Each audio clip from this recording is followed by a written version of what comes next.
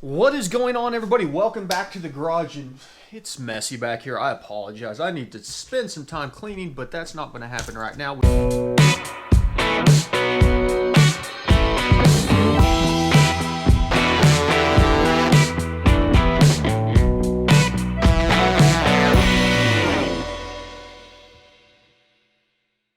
going to happen right now is I've got a whole bag of connectors. I'm going to redo the E67 harness. First, I'm going to pop one of these off, verify that it fits, retains properly before I go through all the process of doing 110, 115 connections on the ECM side of things. But I'm going to clean that up, get rid of all the splices. I'm still trying to make the E67 work. I've got a couple things on the way that should allow it. There's some weird stuff going on with the crankshaft selector, the crankshaft sensor. I thought it was a 24X. Originally, turns out that all of these are a 58X. Crank, I'm not 100% sure on the camshafts because I don't think that the camshafts are normal because they're not taking a reading from the front sprocket like the 4Xs are. So I need to, and if you go in and dig into the detailed description stuff on TDS Tech Connect, they don't break down what's going on with the camshafts like they do on the crankshafts. The crankshaft, it actually talks about it, and it's two separate style sensors on the crankshaft. That's probably what's going on here, is that it goes from a magnetic reluctor style to a Hall effect or vice versa or something like that. I don't think that the crank wheel itself changes. I don't know. Nonetheless, I wanted to do this anyways because I wanted to clean up that mess down there and rebuild the harness. So I'm going to throw this thing in a time-lapse mode as I go through and do some of that stuff so you can kind of see what all I'm doing there. That being said, though, we've got a Holley Terminator X Max on the way. Yay. It's going to be awesome. And I bought all adapters and such because I bought one for an LS6. I've talked about this in a couple other videos already, but primarily because of the EV6 injector connectors come with the LS6 harness, and then the rest of them I will convert over. Basically from the new harness, I will do a conversion to the existing harness on the car for this, and that way, whenever we eventually put an LS in here, we can just unhook the adapter harnesses and use the original LS6 harness on about all of that. So that's kind of the game plan as far as that goes. That should be here next week. But, I mean, I still really want to get this thing running on E67 because I think it's possible. So the next step to doing that is, at least for now, getting that harness cleaned up, getting new terminals on it, stripping it back a foot or so I can break the wires out appropriately and then do a harness wrap to make it look nice and clean. And on top of it, though, there's a chance I might have to slave this harness in just as a device on the OBD2 network. Basically, my thought processes are, I don't know. It's hinky. Let's just say it's hinky. There's a reason why we might want an ECM device on there with all the DTCs disabled that you can communicate to because somebody might need to plug into the OBD2 port and make sure that certain flags or DTCs aren't set. We'll leave it at that. On top of it, though, there might be some relay commands that I need to utilize through a factory ECM in order to get the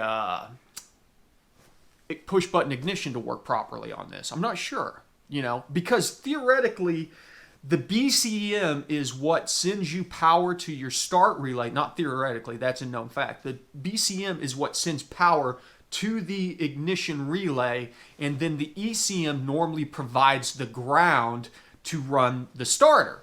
So,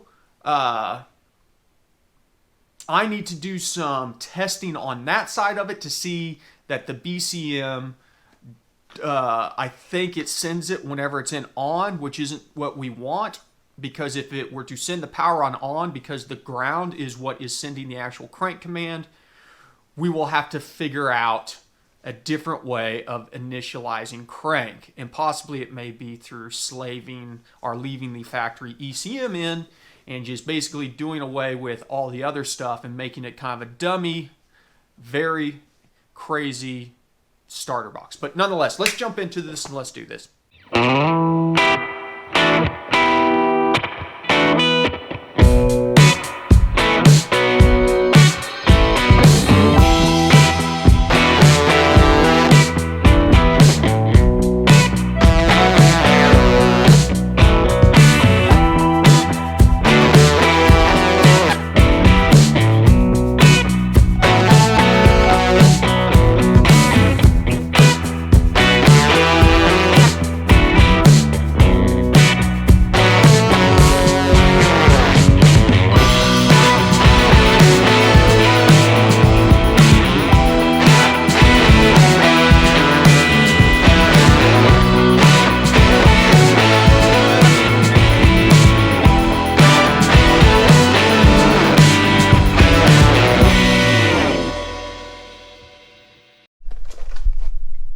Okay, so we got it wrapped up, pulled her back, got some nice slack on it so we can move some stuff around.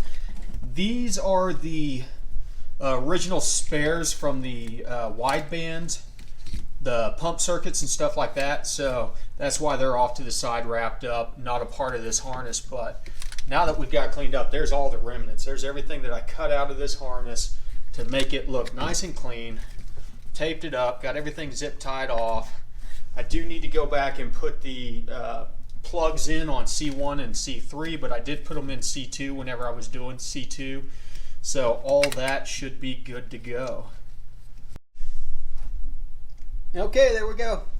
We got her hooked up, got her looking good. No more splices in there. Everything is direct wire to pin or direct wire to terminal now. So it mounts up like this underneath. So all that should work pretty well. And then, as I said, if we need to, we can use our adapter harness to use the E22 because it plugs into these connectors. But that all being said, we've got the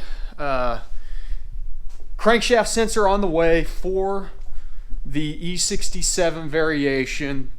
We'll have to pull the intake manifold off to get to that because it is smack dab in the middle.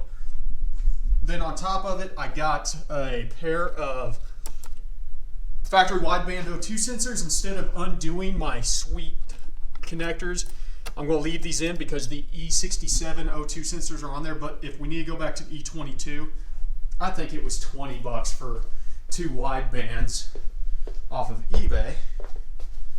So here they are. They're used, but they said that they were functional for 20 bucks. I'm willing to try. And then, oh yeah, the cam sensors. These are my cam sensor adapters, Acdelco part number PT1633. These things are normally $67 a piece, or $36 a piece for these. I got them for $3.50 a piece. That was a cool grab.